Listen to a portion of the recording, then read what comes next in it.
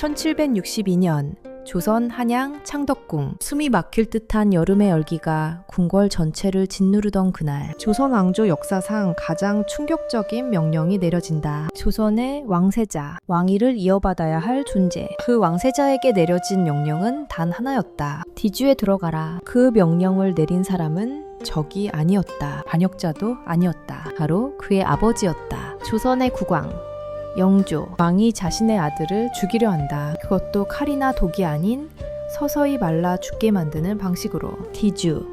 독식을 보관하는 나무 상자. 사람이 들어가기에는 너무나 좁고 숨조차 제대로 쉴 수 없는 공간. 그 안에서 조선의 왕세자는 생을 마감하게 된다. 이것은 단순한 처형이 아니었다. 그리고 단순한 광기도 아니었다. 조선 왕조 500년 역사 속에서도 전례를 찾기 어려운 사건. 왕권, 정치, 그리고 인간의 심리가 뒤엉킨 비극. 왜 왕은 자신의 아들을 그런 방식으로 죽여야 했는가? 왜 왕세자는 끝내 아무도 구해주지 않는 곳에 버려졌는가? 이 이야기는 허구가 아니다. 조선왕조실록과 승정원 일기 등 실제 사료에 기록된 역사적 사건이다. 우리가 알고 있는 조선의 왕과 왕세자의 관계는 과연 진실이었을까? 그 이면에는 어떤 권력의 계산과 두려움이 숨어 있었을까? 이처럼 역사 속에서 지워지지 않은 진실을 끝까지 확인하고 싶다면 지금 영상에 좋아요와 구독을 눌러주시기 바란다. 이 이야기는 단순한 비극이 아니라 조선 권력 구조의 본질을 보여주는 기록이기 때문이다. 그날 창덕궁의 공기는 평소와 달랐다. 구민들은 눈을 마주치지 않았고 대신들은 말을 아꼈다. 모두가 무언가를 알고 있었지만 아무도 먼저 입을 열지 않았다. 이미 명령은 내려졌기 때문이다. 왕세자 이선.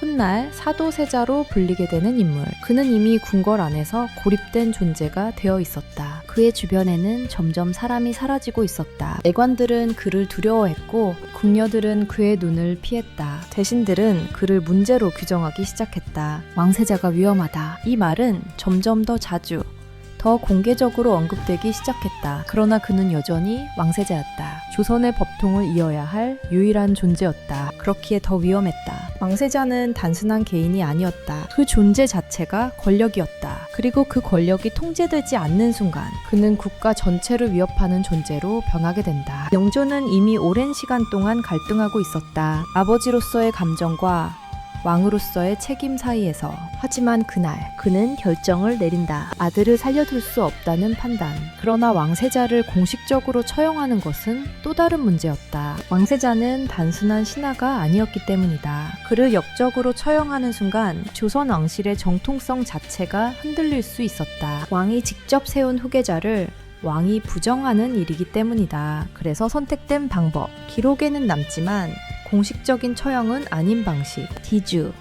죽이되 처형하지 않는 방식. 살려두지 않되 죄인으로 규정하지 않는 방식. 그날 병사들이 움직이기 시작한다. 왕세자의 처소 주변은 이미 통제되고 있었다. 도망칠 수 있는 길은 없었다. 사도세자는 처음에는 상황을 이해하지 못했다. 명령의 의미를 받아들이지 못했다. 하지만 곧 현실을 직면하게 된다. 자신을 둘러싼 시선들, 차갑게 식어버린 궁궐의 공기, 그리고 아버지의 결심. 그는 저항한다. 소리를 지른다. 자신은 왕세자라고. 이것은 잘못된 일이라고. 하지만 그 목소리는 궁궐을 벗어나지 못한다. 누구도 그를 구하려 하지 않았다. 아니, 구할 수 없었다. 왕의 명령이었기 때문이다. 결국 그는 뒤주 앞에 서게 된다. 조선의 왕세자, 그가 마지막으로 서 있던 자리였다. 뒤주는 이미 준비되어 있었다. 뚜껑은 열려 있었고 안은 어둠뿐이었다. 그 안에는 미래도 권력도 없었다. 오직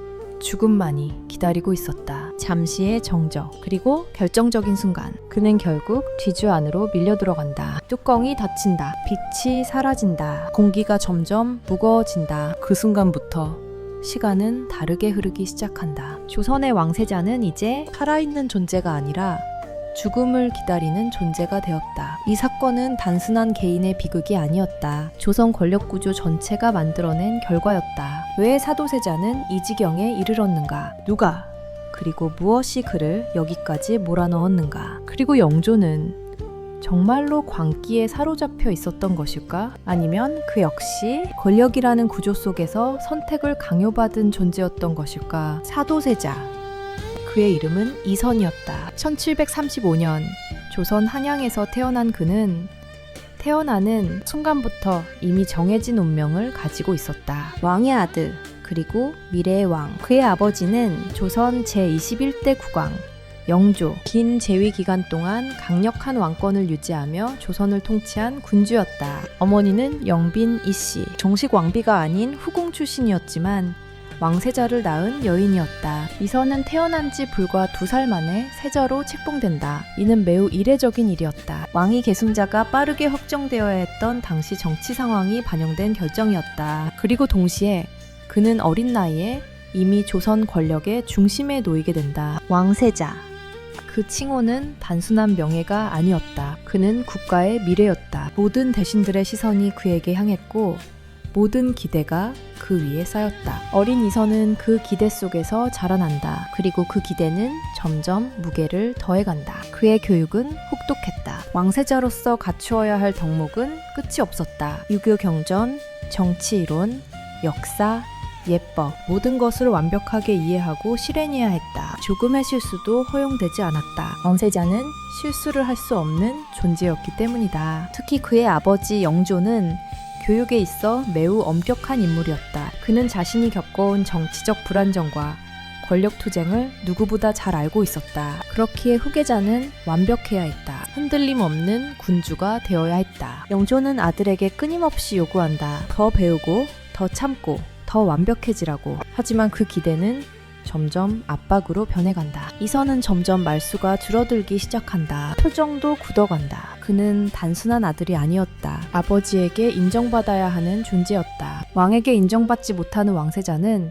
존재 자체가 흔들리기 때문이다. 어린 시절부터 그는 아버지 앞에서 긴장해야 했다. 한마디, 한 행동, 모든 것이 평가의 대상이었기 때문이다. 영조는 칭찬보다 질책을 선택했다. 그것이 더 나은 왕을 만든다고 믿었기 때문이다. 그러나 그 방식은 이선에게 다른 영향을 남긴다. 그는 점점 불안해진다. 자신이 부족하다는 생각에 사로잡히기 시작한다. 그리고 그 불안은 점점 깊어져 간다. 왕세자의 위치는 높았지만 그의 인간적인 삶은 점점 좁아지고 있었다. 친구는 없었다. 자유도 없었다.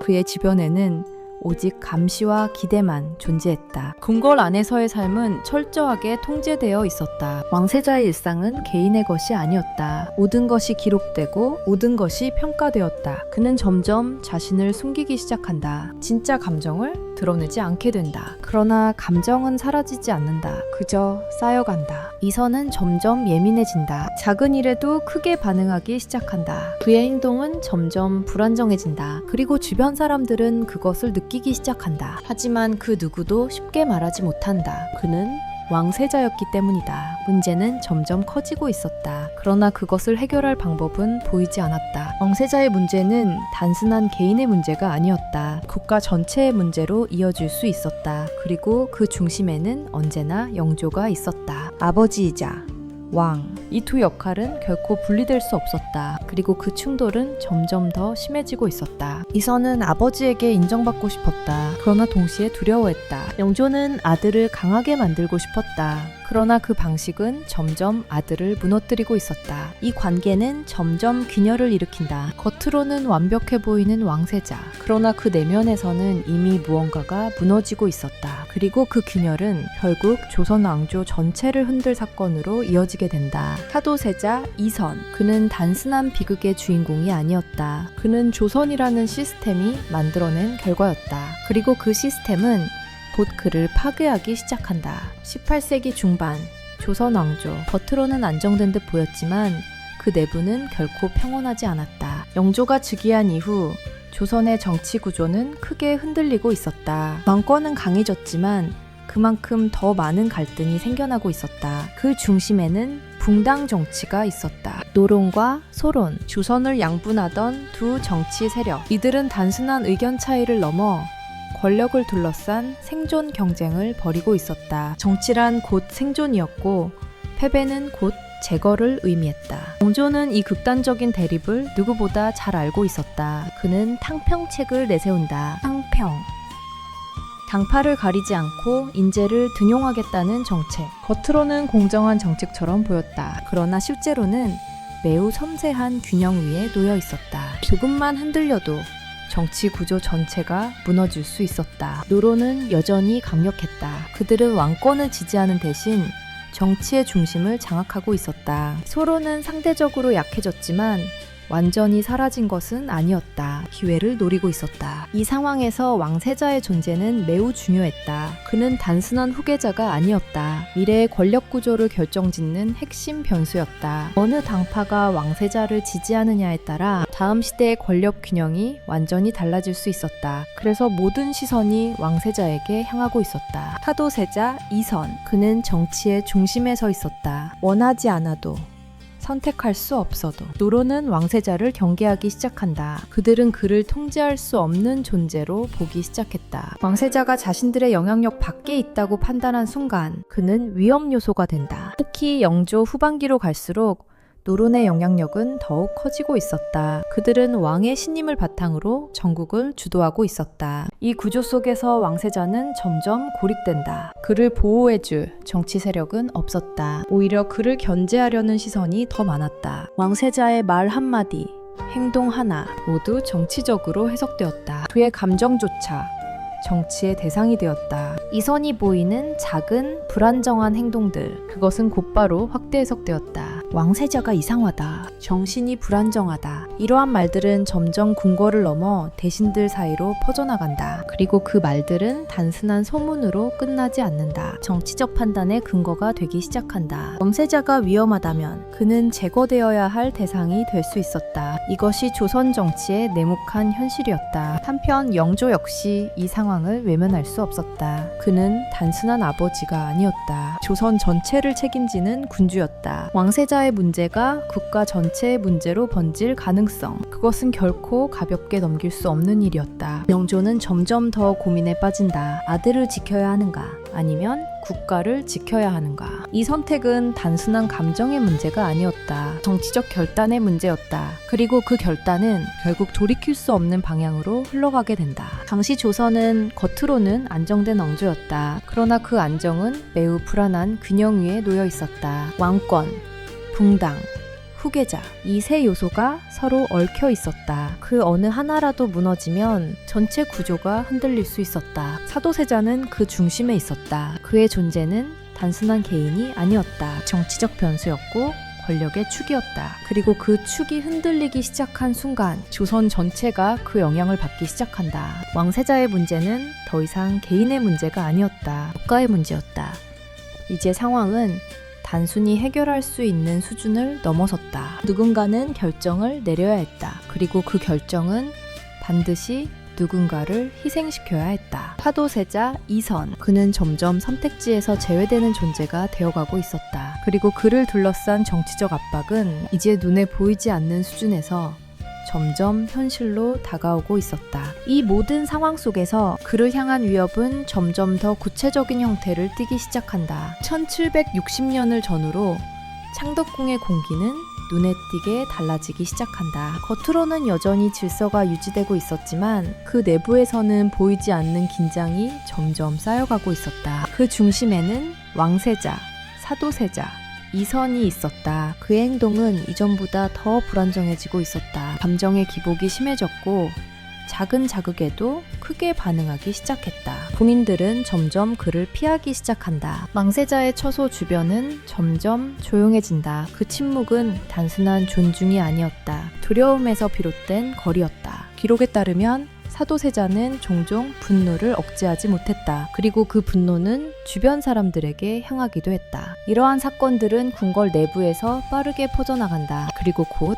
대신들의 귀에 들어가기 시작한다. 왕세자가 위험하다. 이 말은 이제 단순한 소문이 아니었다. 정치적 판단으로 변해가고 있었다. 노론 세력은 이 상황을 주의 깊게 지켜보고 있었다. 그들에게 왕세자는 더 이상 보호해야 할 존재가 아니었다. 오히려 제거해야 할 가능성이 있는 변수였다. 그들은 왕세자의 행동을 문제 삼기 시작한다. 그리고 그것을 공식적인 논의의 대상으로 끌어올린다. 조정에서는 점점 더 직접적인 발언들이 나오기 시작한다. 왕세자의 자질에 대한 의문, 그가 과연 왕이 될 수 있는가에 대한 질문. 이것은 단순한 비판이 아니었다. 왕위 계승 자체를 흔드는 발언이었다. 하지만 그 누구도 쉽게 결론을 내리지 못한다. 왕세자는 여전히 왕세자였기 때문이다. 이 상황에서 또 다른 인물들이 등장한다. 왕세자를 둘러싼 인물들, 그의 측근, 그리고 그를 감시하는 사람들. 이들은 각자의 위치에서 서로 다른 판단을 내리고 있었다. 어떤 이들은 그를 보호하려 했다. 그러나 그 힘은 점점 약해지고 있었다. 반대로 그를 문제로 규정하려는 세력은 점점 강해지고 있었다. 이 균형은 매우 위태로웠다. 조금만 더 기울어지면 왕세자는 더 이상 지켜줄 수 없는 존재가 된다. 그리고 그 균형을 결정짓는 인물, 영조. 그는 모든 보고를 받고 있었다. 왕세자의 상태, 궁궐의 분위기, 대신들의 의견, 모든 것이 그의 판단을 향해 모이고 있었다. 영조는 점점 더 엄격해진다. 왕세자에 대한 통제는 더욱 강화된다. 그의 행동 하나하나가 감시된다. 자유는 거의 사라진다. 그러나 이러한 통제는 오히려 상황을 악화시킨다. 사도세자는 점점 더 압박을 느낀다. 그리고 그 압박은 다시 불안정한 행동으로 이어진다. 악순환이 시작된 것이다. 이제 문제는 단순한 개인의 성격이 아니었다. 구조적인 충돌이었다. 왕세자라는 위치, 그리고 그 위치를 감당해야 하는 현실. 그 사이에서 그는 점점 무너지고 있었다. 한편 조정 내부에서는 점점 더 구체적인 논의가 이루어진다. 이대로 두어도 되는가? 왕세자가 조선을 이끌 수 있는가? 이 질문들은 점점 더 날카로워진다. 그리고 그 질문의 끝에는 항상 같은 결론이 따라온다. 위험하다. 이 단어는 점점 더 자주 사용되기 시작한다. 그리고 그 무게는 점점 더 커진다. 위험한 왕세자. 이 표현은 단순한 평가가 아니었다. 정치적 판결에 가까워지고 있었다. 그 순간부터 상황은 달라진다. 왕세자를 보호해야 할 이유보다 그를 제거해야 할 이유가 더 강해지기 시작한다. 이제 문제는 언제, 어떻게 라는 문제만 남게 된다. 그리고 그 선택은 결국 한 사람의 결정으로 귀결된다. 영조. 그는 아직 결정을 내리지 않았다. 하지만 그가 내릴 수 있는 선택지는 점점 줄어들고 있었다. 사도세자 이선. 그를 둘러싼 위협은 이제 더 이상 보이지 않는 것이 아니었다. 그것은 점점 구체적인 형태를 갖추고 있었고 현실로 다가오고 있었다. 그리고 그 현실은 곧 돌이킬 수 없는 방향으로 움직이기 시작한다. 1761년을 지나 1762년으로 향하던 시기. 조선의 궁궐 안에서는 더 이상 숨길 수 없는 긴장이 흐르고 있었다. 왕세자, 사도세자를 둘러싼 문제는 이제 공론화 단계에 들어서고 있었다. 더 이상 일부 궁인이나 대신들 사이의 소문이 아니었다. 조정의 중심에서 직접적으로 논의되기 시작한 것이다. 대신들은 점점 더 노골적인 표현을 사용하기 시작한다. 왕세자의 행동이 단순한 기행이 아니라는 주장, 국가를 위협할 수 있는 수준이라는 판단. 이러한 인식은 빠르게 확산된다. 그리고 그 중심에는 노론 세력이 있었다. 그들은 이미 결론에 가까운 판단을 내리고 있었다. 왕세자는 위험하다. 이 한 문장은 단순한 평가가 아니었다. 정치적 방향을 결정짓는 선언이었다. 이제 문제는 왕세자의 자질이 아니라 그를 어떻게 처리할 것인가로 바뀌고 있었다. 그러나 이 문제는 쉽게 결론을 낼 수 있는 사안이 아니었다. 왕세자는 단순한 신하가 아니었다. 왕위 계승자였다. 그를 폐위하거나 처형하는 것은 곧 조선 왕조의 정통성에 직접적인 영향을 미치는 일이었다. 이 때문에 대신들조차도 쉽게 입을 열지 못했다. 하지만 침묵 속에서도 방향은 이미 정해지고 있었다. 압박은 점점 커지고 있었다. 왕세자를 둘러싼 보고는 점점 더 구체적이고 더 자주 영조에게 전달된다. 작은 사건 하나도 확대되어 보고된다. 그의 감정 변화, 행동 하나하나가 기록된다. 이제 그는 감시의 대상이 되어 있었다. 사도세자 역시 이 변화를 느끼고 있었다. 궁궐 안의 공기가 달라졌다는 것을, 사람들의 시선이 변했다는 것을. 그는 점점 더 고립된다. 그리고 그 고립은 그의 상태를 더욱 악화시킨다. 그는 점점 더 예측할 수 없는 행동을 보이기 시작한다. 그 불안정함은 다시 주변의 공포를 키운다. 이것은 단순한 개인의 문제가 아니었다. 구조적인 붕괴였다. 왕세자라는 위치가 더 이상 그를 지켜주지 못하고 있었다. 오히려 그 위치가 그를 더 위험한 존재로 만들고 있었다. 한편 영조의 입장도 점점 더 좁아지고 있었다. 그는 이미 여러 차례 왕세자를 훈계하고 통제하려 시도했다. 그러나 상황은 나아지지 않았다. 오히려 더 악화되고 있었다. 영조는 고민한다. 아버지로서 그는 아들을 포기할 수 없었다. 하지만 왕으로서 그는 국가를 위험에 빠뜨릴 수 없었다. 이 두 역할은 점점 더 충돌하고 있었다. 그 충돌은 점점 더 극단적인 방향으로 흘러간다. 조정에서는 이제 보다 직접적인 제안들이 등장한다. 왕세자를 폐위해야 한다는 의견, 혹은 더 강한 조치를 취해야 한다는 주장. 이것은 단순한 정치적 의견이 아니었다. 결단을 요구하는 압박이었다. 영조는 이 압박을 외면할 수 없었다. 그는 왕이었다. 그리고 모든 책임은 결국 그에게 돌아왔다. 이 시점에서 선택지는 거의 남아있지 않았다. 왕세자를 그대로 두는 것, 혹은 제거하는 것. 그 사이에는 더 이상 현실적인 대안이 존재하지 않았다. 사도세자는 점점 궁지에 몰리고 있었다. 그를 지지하던 세력은 거의 사라졌다. 그를 보호하려는 목소리는 점점 작아졌다. 반대로 그를 문제로 규정하는 목소리는 점점 커졌다. 이제 상황은 되돌릴 수 없는 지점에 가까워지고 있었다. 작은 사건 하나가 결정적인 계기가 될 수 있는 상태. 그리고 그 계기는 예상보다 훨씬 빠르게 찾아오게 된다. 1762년 창덕궁. 조선의 왕과 왕세자 사이의 갈등은 이제 마지막 단계로 향하고 있었다. 더 이상 미룰 수 없는 순간, 결정은 곧 내려질 것이다. 그리고 그 결정은 한 사람의 운명을 완전히 바꿔놓게 된다. 1762년 초여름, 창덕궁. 궁궐 안의 긴장은 더 이상 감춰지지 않았다. 왕세자, 사도세자를 둘러싼 갈등은 이제 임계점에 도달하고 있었다. 그리고 그 갈등은 단순한 불신을 넘어 명백한 대립으로 변해가고 있었다. 영조는 더 이상 기다리지 않았다. 그는 직접 움직이기 시작한다. 왕세자의 행동에 대한 보고는 이미 충분했다. 더 이상의 확인은 필요하지 않았다. 이제 남은 것은 판단이었다. 그리고 그 판단은 점점 더 냉정해지고 있었다. 영조는 왕세자를 자주 불러들인다. 직접 마주 앉아 그의 상태를 확인하려 한다. 그러나 그 만남은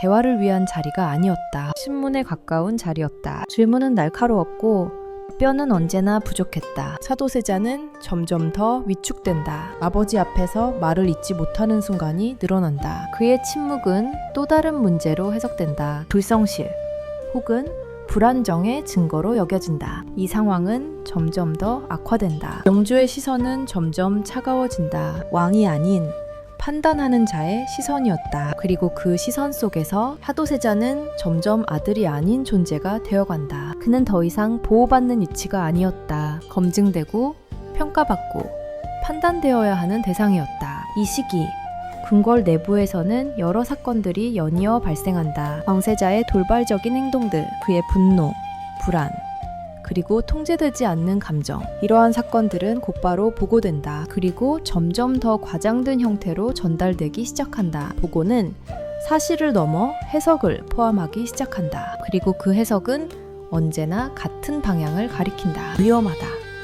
이 단어는 이제 확정적인 판단처럼 사용된다. 영조는 점점 고립된다. 그는 모든 정보를 받지만 누구도 완전히 신뢰할 수 없었다. 대신들은 각자의 의도를 가지고 있었다. 그들의 보고 역시 완전히 중립적일 수 없었다. 이 상황에서 영조는 스스로 판단해야 했다. 그러나 그 판단의 기준은 점점 변해간다. 아버지의 시선이 아닌 왕의 시선으로. 이 변화는 결정적이었다. 한편 사도세자는 점점 더 극단적인 상태로 몰린다. 그는 더 이상 자신의 위치를 지킬 수 없다는 것을 느끼고 있었다. 궁궐 안에서의 고립은 이제 완전한 단절로 이어지고 있었다. 그는 누구에게도 의지할 수 없었다. 그리고 그 사실은 그의 불안을 더욱 키운다. 이 시기 일부 기록에서는 그가 스스로를 통제하지 못하는 모습을 보였다고 전한다. 그러나 중요한 것은 그 행동 자체가 아니었다. 그 행동이 어떻게 해석되었는가였다. 왕세자의 행동은 더 이상 개인의 문제가 아니었다. 정치적 판단의 근거가 되고 있었다. 그리고 그 판단은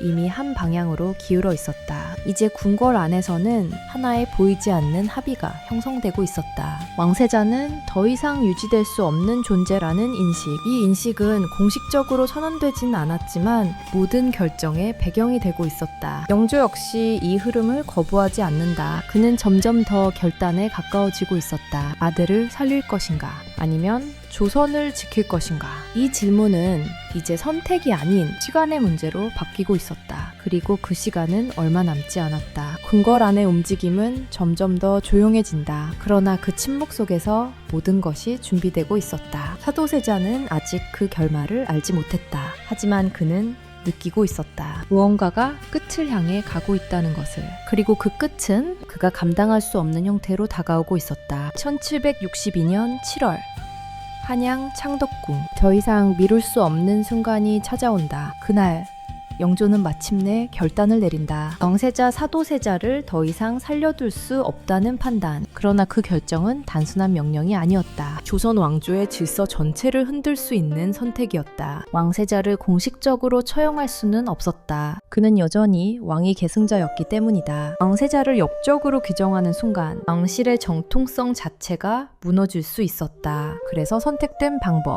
기록에는 남지만 형식적으로는 처형이 아닌 방식, 뒤주. 그날 창덕궁 인정전 뒤편에는 이미 하나의 나무 상자가 준비되어 있었다. 독식을 담는 뒤주. 사람을 넣기 위해 만들어진 것이 아니었다. 그러나 그날 그 용도가 바뀌게 된다. 영조는 명령을 내린다. 짧고 분명한 한 문장. 세자를 뒤주에 가두라. 이 명령은 곧 실행된다. 망설임은 없었다. 병사들이 움직인다. 영세자의 처소로 향한다. 사도세자는 이미 이상한 기류를 느끼고 있었다. 궁궐의 공기가 평소와 다르다는 것을. 문이 열리고 병사들이 들어온다. 그들의 표정은 굳어 있었다. 그 순간 그는 직감한다. 이것이 단순한 호출이 아니라는 것을. 그는 저항한다. 왕세자라는 신분을 내세운다. 그러나 아무도 멈추지 않는다. 명령은 왕의 것이었기 때문이다. 그는 끌려나간다. 자신이 서 있어야 할 자리가 아닌 곳으로. 인정전 뒤편. 뒤주가 놓인 자리. 사도세자는 그 앞에 서게 된다. 그는 이해하지 못한다. 아니, 이해하려 하지 않는다. 아버지가 자신에게 이런 명령을 내렸다는 사실을 받아들일 수 없었기 때문이다. 그는 외친다. 억울함을 호소한다. 그러나 그 목소리는 누구에게도 닿지 않는다. 주변에는 침묵만이 존재했다. 대신들도 궁인들도 그 누구도 나서지 않는다. 그들은 알고 있었다. 이것이 왕의 결정이라는 것을. 그리고 그 결정은 되돌릴 수 없다는 것을. 사도세자는 마지막까지 저항한다. 그러나 그의 힘은 점점 약해진다. 결국 그는 뒤주 안으로 밀려 들어간다. 그 순간 조선의 왕세자는 더 이상 왕세자가 아니었다. 그는 단지 하나의 인간으로 남게 된다. 뒤주의 뚜껑이 닫힌다. 빛이 사라진다. 공기가 차단된다. 안은 완전한 어둠. 밖에서는 아무 소리도 들리지 않는다. 안에서는 아무것도 보이지 않는다. 시간이 흐르기 시작한다. 처음에는 이해하려 한다. 왜 이런 일이 벌어졌는지. 그러나 곧 그 질문조차 의미를 잃는다. 갈증이 찾아온다. 숨이 점점 가빠진다. 뒤주는 점점 더 좁게 느껴진다. 그는 벽을 두드린다. 누군가가 듣기를 바라며. 그러나 아무도 응답하지 않는다. 궁궐은 여전히 조용하다. 밖에서는 아무 일도 없는 듯 일상이 이어지고 있었다. 그러나 그 안에서는 한 인간의 생명이 서서히 사라지고 있었다. 사도세자는 점점 약해진다. 그의 목소리는 점점 작아진다. 그리고 결국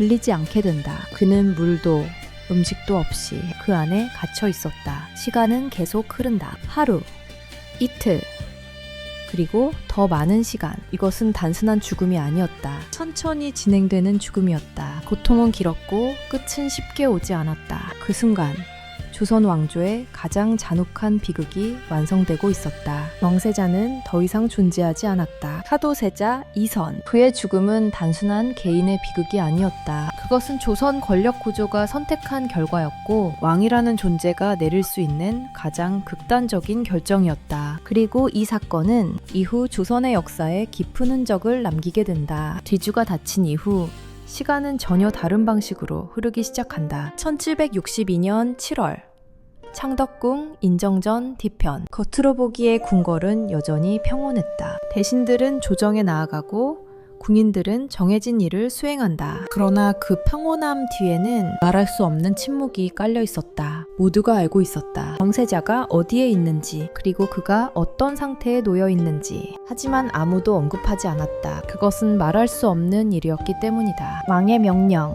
그 한마디는 모든 것을 막아버렸다. 뒤주 안 사도세자는 점점 현실과 분리되기 시작한다. 빛은 없었고 소리도 없었다. 그가 느낄 수 있는 것은 오직 숨이 막히는 공기와 점점 말라가는 몸뿐이었다. 처음에는 벽을 두드린다. 누군가가 듣고 열어주기를 바라며 그러나 아무런 반응이 없다. 그는 외친다. 자신이 왕세자라고. 그러나 그 외침은 점점 약해진다. 시간이 흐르면서 그는 점점 힘을 잃어간다. 갈증이 그를 괴롭힌다. 목은 타들어가고 입은 바짝 마른다. 몸은 점점 무거워진다. 움직이는 것조차 어려워진다. 이제 그는 이해하기 시작한다. 이곳에서 나갈 수 없다는 것을. 그 순간부터 그의 싸움은 바뀐다. 살아남기 위한 싸움이 아니라 버티기 위한 싸움으로. 그러나 그 버팀조차 오래 지속되지 않는다. 사도세자의 정신은 점점 흔들린다. 시간의 감각이 사라진다. 낮과 밤의 구분이 없어진다. 오직 어둠만이 존재한다. 그는 과거를 떠올린다. 어린 시절 아버지와의 기억, 왕세자로 책봉되던 순간, 그리고 수없이 반복되었던 질책과 기대, 그 모든 기억들이 뒤섞인다. 그는 스스로에게 묻기 시작한다. 왜 이런 일이 벌어졌는가? 그러나 답은 없다. 그 질문은 점점 의미를 잃어간다. 궁궐 밖에서는 여전히 시간이 흐른다. 그러나 그에게 시간은 더 이상 의미가 없다. 그는 점점 고립된다. 완전히. 누구와도 연결되지 않은 상태. 왕세자였던 존재가 이제는 완전히 잊혀진 존재가 되어간다. 그의 이름은 더 이상 불리지 않는다. 그의 존재는 점점 사라진다. 궁궐 안에서도 그를 직접 언급하는 사람은 거의 없었다. 모두가 알고 있었지만 아무도 말하지 않았다. 그 침묵은 공포였다. 그리고 동시에 왕의 권력을 보여주는 방식이었다. 영조 역시 이 시간을 보내고 있었다. 그는 뒤주를 직접 열어보지 않았다. 그러나 모든 상황을 알고 있었다. 그는 결정을 내린 사람이었다. 그리고 그 결정은 지금도 진행 중이었다. 그는 왕이었다. 감정을 드러낼 수 없는 위치. 아버지로서의 감정보다 군주로서의 책임이 우선되어야 했다. 그러나 그 책임은 결코 가볍지 않았다. 시간이 흐를수록 그 선택의 무게는 점점 더 커진다. 하지만 그는 멈추지 않는다. 이미 시작된 일이었기 때문이다. 디주는 여전히 그 자리에 있었다. 그리고 그 안에서는 한 인간의 삶이 서서히 꺼져가고 있었다. 사도세자 이선. 그는 이제 완전히 고립된 상태였다. 권력도 신분도 보호도 없는 상태. 오직 자신과 다가오는 끝만이 존재하는 공간. 그곳에서 그는 점점 사라지고 있었다. 그리고 그 사라짐은 조용하지만 확실하게 진행되고 있었다. 1762년 7월 창덕궁. 디주가 놓인 그 자리에는 여전히 아무 변화가 없었다. 겉으로 보기에 모든 것은 평온했다. 그러나 그 평온함 속에서 또 다른 인물들이 조용히 움직이고 있었다. 왕세자의 죽음이 진행되는 동안에도 그를 완전히 외면하지 못하는 사람들이 있었다. 그중 한 사람이 있었다. 내관 엄도. 그는 높은 지위의 인물은 아니었다. 조정의 중심에 있는 대신도 아니었고 권력을 가진 존재도 아니었다. 그러나 그는 왕세자의 가장 가까운 곳에서 오랜 시간 그를 보아온 사람이었다. 엄도는 알고 있었다. 사도세자가 어떤 사람이었는지, 그리고 그가 어떤 과정을 거쳐 이 지경에 이르렀는지. 그에게 왕세자는 단순한 정치적 존재가 아니었다. 지켜봐온 인간이었다. 디주가 다친 이후 그는 아무것도 할 수 없는 상황에 놓인다. 왕의 명령은 절대적이었다. 누구도 그 명령을 거스를 수 없었다. 그러나 엄도는 그 자리를 떠나지 못한다. 그는 멀리서 디주를 바라본다. 아무 말도 하지 못한 채 그 안에서 무슨 일이 벌어지고 있는지 알고 있었다. 그리고 그 사실이 그를 더 괴롭게 만든다. 그는 선택의 기로에 서 있었다. 왕의 명령을 따를 것인가? 아니면 인간으로서의 양심을 따를 것인가? 그러나 이 선택은 단순하지 않았다. 왕의 명령을 어기는 순간 그 역시 처벌을 피할 수 없었다. 그의 생명 또한 위험해질 수 있었다. 그럼에도 불구하고 그는 완전히 돌아서지 못한다. 그는 조심스럽게 주변을 살핀다. 그리고 아무도 보지 않는 순간을 기다린다. 기록에 따르면 일부 인물들은 몰래 물을 전달하려 했다는 정황이 전해진다. 그것은 공식적인 행동이 아니었다. 그리고 결코 허용된 일도 아니었다. 그러나 완전히 외면할 수 없는 인간적인 선택이었다. 엄도는 그 경계에 서 있었다. 그는 뒤주 가까이 다가간다. 그러나 쉽게 손을 뻗지 못한다. 두려움이 그를 붙잡는 붙잡는다. 이것은 단순한 불복종이 아니었다. 왕의 결정을 부정하는 행동이었다. 그는 잠시 멈춘다. 그리고 다시 생각한다. 이 안에 있는 사람은 단순한 죄인이 아니라 왕세자라는 것을, 그리고 한 인간이라는 것을. 그는 결국 완전히 외면하지 못한다. 아주 조심스럽게, 아무도 모르게 디주 근처에 다가가 작은 행동을 시도한다. 그것이 실제로 얼마나 도움이 되었는지는 알 수 없다. 그러나 중요한 것은 그 행동 자체였다. 완전히 침묵하지 않은 선택. 이것은 조선이라는 구조 속에서 거의 불가능에 가까운 일이었다. 다른 이들은 여전히 침묵하고 있었다. 대신들은 논의하지 않았고 구인들은 시선을 피했다. 그 누구도 이 사건을 직접적으로 마주하지 않았다. 그러나 엄도와 같은 일부 인물들은 달랐다. 그들은 아무것도 바꿀 수 없다는 것을 알면서도 완전히 외면하지는 못했다. 이것은 충성이 아니었다. 정치적 판단도 아니었다. 인간으로서의 반응이었다. 그리고 그 반응은 이 사건 속에서 유일하게 남아있는 인간적인 요소였다. 디주 안에서는 여전히 시간이 흐르고 있었다. 차도세자는 점점 더 약해지고 있었다. 그리고 그와 동시에 그를 둘러싼 세상은 점점 더 조용해지고 있었다. 모든 것이 끝을 향해 가고 있었다. 그러나 그 과정 속에서도 완전히 사라지지 않은 것이 있었다. 작지만 분명한 선택. 그리고 그 선택은 이 비극 속에서 마지막으로 남은 인간성의 흔적이었다. 1762년 7월 창덕궁 인정전 뒤편. 모든 것이 끝을 향해 천천히 그러나 확실하게 다가가고 있었다. 디주는 여전히 그 자리에 있었다. 움직이지 않았고 열리지도 않았다. 그 안에서 시간은 거의 멈춘 듯 흐르고 있었다. 차도세자 이선. 그는 이미 한계에 도달해 있었다. 몸은 더 이상 버티지 못하고 있었다. 갈증과 굶주림은 그의 모든 감각을 잠식하고 있었다. 숨을 쉬는 것조차 힘겨워진다. 공기는 점점 더 무겁게 느껴진다. 그는 더 이상 벽을 두드리지 않는다. 소리를 낼 힘조차 남아있지 않았다. 움직임은 느려지고 의식은 점점 흐려진다. 이제 그는 싸우고 있지 않았다. 그저 버티고 있을 뿐이었다. 그리고 그 버팀마저 끝에 가까워지고 있었다. 디주 안의 어둠은 변하지 않았다. 그러나 그의 내면에서는 마지막 순간이 다가오고 있었다. 그는 희미하게 무언가를 떠올린다. 어린 시절, 아버지의 얼굴, 왕세자로 책봉되던 날, 사람들의 기대와 시선, 그리고 끝없이 이어졌던 압박과 두려움. 그 모든 기억들이 한순간에 스쳐 지나간다. 그는 마지막으로 생각한다. 왜? 그러나 그 질문은 끝내 답을 얻지 못한다. 밖에서는 아무 일도 일어나지 않는 것처럼 보였다. 궁궐은 여전히 조용했다. 그러나 그 침묵은 단순한 평온이 아니었다. 결말을 기다리는 정적이었다. 시간이 흐른다. 그 흐름은 느렸지만 멈추지 않았다. 그리고 마침내 그 순간이 찾아온다. 뒤주 안의 움직임이 완전히 멈춘다. 더 이상 소리가 들리지 않는다. 그 안에 있던 존재는 이제 더 이상 존재하지 않는다. 차도세자 이선. 조선의 왕세자였던 그는 그 자리에서 생을 마감한다. 그의 죽음은 외부에 크게 알려지지 않았다. 궁궐 안에서 조용히 처리된다. 공식적인 처형도 아니었고 공개된 사건도 아니었다. 그러나 그 의미는 결코 작지 않았다. 왕이 자신의 아들을 죽였다. 이 사실은 단순한 기록 이상의 의미를 가지고 있었다. 그것은 조선 권력 구조의 극단적인 모습을 보여주는 사건이었다. 그리고 이 사건은 단순히 한 사람의 죽음으로 끝나지 않는다. 그 여파는 곧바로 궁궐 전체로 퍼져나간다. 모두가 알고 있었다. 무슨 일이 벌어졌는지. 그러나 아무도 크게 말하지 않았다. 그 침묵은 선택이 아니라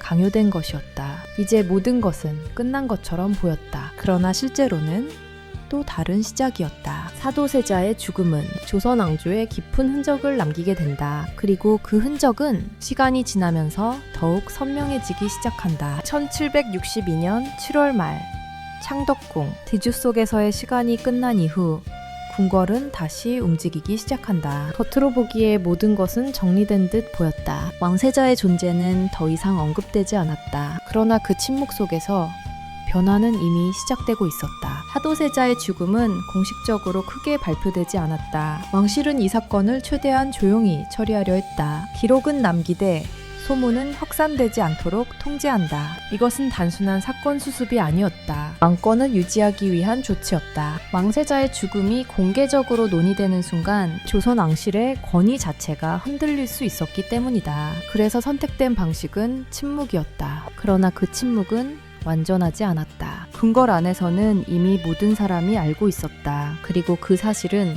조용히 퍼져나가기 시작한다. 직접적으로 말하지는 않지만 모두가 이해하고 있었다. 이 사건이 얼마나 큰 의미를 가지는지. 한편 영조는 이후의 조치를 빠르게 진행한다. 왕세자는 더 이상 존재하지 않았다. 따라서 새로운 질서를 세워야 했다. 그 중심에는 한 인물이 있었다. 이산. 사도세자의 아들, 훗날 정조가 되는 인물. 그는 이제 새로운 왕위 계승자로 자리 잡게 된다. 그러나 그의 위치는 단순하지 않았다. 아버지는 왕에 의해 죽임을 당했다. 그리고 그 왕은 여전히 살아 있었다. 이사는 그 사실을 알고 있었다. 그는 어린 나이였지만 자신이 어떤 상황에 놓여 있는지 이해하고 있었다. 그의 존재 자체가 민감한 문제였다. 사도세자의 아들. 이 표현은 단순한 혈통을 의미하지 않았다. 정치적 부담을 의미했다. 영조는 이산을 보호하려 한다. 그러나 동시에 철저하게 통제한다. 그가 다시는 같은 문제를 일으키지 않도록. 이것은 보호이자 감시였다. 한편 대신들 역시 빠르게 움직인다. 그들은 새로운 권력 구조에 적응하기 시작한다. 왕세자가 사라진 자리를 어떻게 채울 것인가? 이 문제는 곧 정치적 재편으로 이어진다. 사도세자를 둘러싸고 형성되었던 긴장은 사라졌지만 그 자리에 새로운 긴장이 형성된다. 이산을 중심으로 한 권력 재구성. 누가 그를 지지할 것인가? 누가 영향력을 행사할 것인가? 이러한 움직임은 조용하지만 빠르게 진행된다. 사도세자의 죽음은 끝이 아니었다. 새로운 시작이었다. 궁궐 안의 질서는 다시 정리되었지만 그 기반은 이전과 달라져 있었다. 모두가 알고 있었다. 왕이 필요하다면 어떤 선택도 할 수 있다는 것을. 이 사실은 조정 전체에 깊은 영향을 남긴다. 대신들은 더욱 신중해진다. 왕의 의중을 거스리는 것이 얼마나 위험한지 알게 되었기 때문이다. 궁인들은 더 조용해진다. 불필요한 말은 사라진다. 이 사건은 단순한 한 사람의 죽음이 아니었다. 권력의 본질을 드러낸 사건이었다. 그리고 그 여파는 단순히 한 세대에서 끝나지 않는다. 시간이 흐르면서 이 사건은 또 다른 방식으로 기억되기 시작한다. 사도세자의 죽음. 그것은 기록 속에 남았지만 그 해석은 점점 달라지게 된다. 누군가는 그를 위험한 인물로 기억했고 누군가는 비극적인 희생자로 기억했다. 그리고 그 사이에서 또 다른 이야기가 만들어지기 시작한다. 이 사건은 아직 끝나지 않았다. 진정한 의미에서의 결말은 시간이 지난 이후에야 드러나게 된다. 사도세자 이선의 죽음 이후 그의 이름은 곧바로 역사 속에서 복잡한 의미를 갖게 된다. 1762년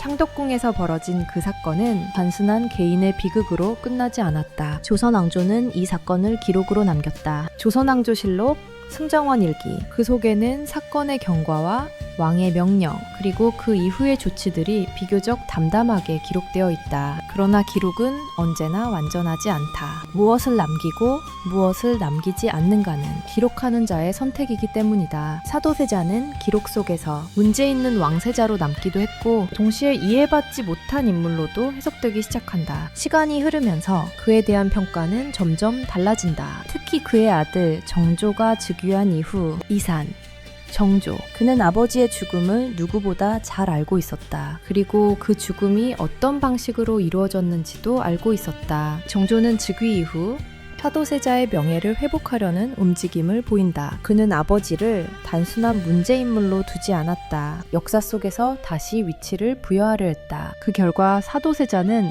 장헌세자라는 시호를 받는다. 이것은 단순한 이름의 변화가 아니었다. 그의 존재를 다시 평가하려는 시도였다. 정조는 여러 정책을 통해 아버지와 관련된 기록과 기억을 재정리한다. 그 과정에서 사도세자의 이야기는 단순한 비극을 넘어 하나의 역사적 질문으로 남게 된다. 왜 그는 그렇게 죽어야 했는가? 이 질문은 시간이 지나도 사라지지 않았다. 오히려 더 많은 해석을 낳는다. 그는 정말로 위험한 인물이었는가? 아니면 정치적 구조 속에서 희생된 존재였는가? 이 질문에 대한 답은 하나로 정리되지 않는다. 그러나 분명한 것은 있다. 그의 죽음은 우연이 아니었다는 것. 조선이라는 시스템, 왕권과 분당 정치, 그리고 후계 구조, 이 모든 요소가 복합적으로 작용한 결과였다. 사도세자는 그 중심에 있었고 결국 그 구조 속에서 제거된 존재였다. 이 사건은 조선 사회에 중요한 메시지를 남긴다. 권력은 언제나 개인 위에 존재한다는 것. 왕조 국가에서 개인의 감정은 언제든지 정치에 의해 압도될 수 있다는 것. 그리고 왕이라는 존재 역시 자유로운 개인이 아니라 구조 속에 묶인 존재라는 것. 영조는 아버지였다. 그러나 동시에 왕이었다. 그의 선택은 개인의 감정보다 국가의 안정을 우선시한 결정이었다. 그 선택이 옳았는지에 대한 평가는 지금까지도 계속되고 있다. 사도세자의 죽음은 조선 왕조의 어두운 단면을 드러낸 사건이었다. 그리고 그 사건은 오늘날까지도 많은 질문을 남기고 있다. 역사는 단순히 과거의 기록이 아니다. 그 안에는 인간의 선택과 권력의 구조, 그리고 그 결과가 담겨 있다. 사도세자 이선. 그는 단순히 비극적인 왕세자가 아니었다. 그는 조선이라는 시스템이 만들어낸 결과였고 그 시스템이 어떤 방식으로 작동했는지를 보여주는 인물이었다. 그리고 그 이야기는 지금도 여전히 유효하다. 권력은 언제나 선택을 요구한다. 그리고 그 선택은 반드시 누군가를 희생시킨다. 조선은 왜 그를 버렸는가? 그 질문에 대한 답은 단 하나가 아니다. 그러나 그 질문을 던지는 것 자체가 역사를 이해하는 시작이 된다.